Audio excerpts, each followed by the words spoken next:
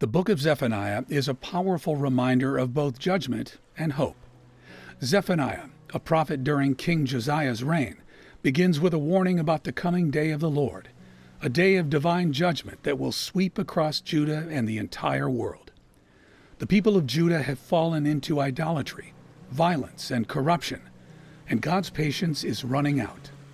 Zephaniah calls them to repentance, urging them to seek righteousness and humility before it's too late.